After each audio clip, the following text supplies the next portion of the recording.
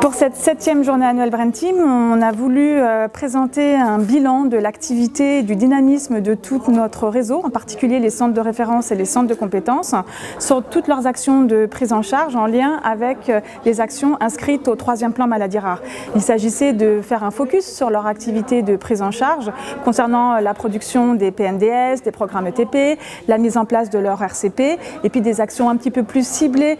concernant le 3e plan, notamment l'action impasse diagnostic et puis l'action observatoire du traitement et puis d'autres projets un petit peu plus Brain Team avec notre centre de ressources psychologiques, notre programme à destination des aidants et j'en passe. Toutes nos actions, de toute manière,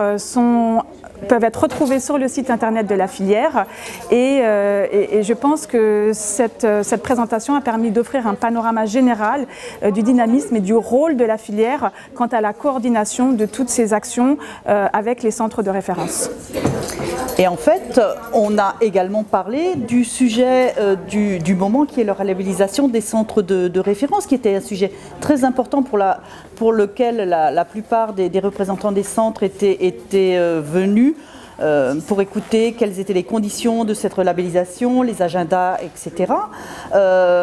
Ça a été une discussion qui a eu lieu le matin, mais l'après-midi, on a également eu, et en fin de matinée, on a eu de très beaux exposés sur la prise en charge plus rééducative du patient. Et cela nous a permis d'avoir un beau panorama de la prise en charge de nos patients dans les différents centres et les différents projets qui sont mis en place par nos centres.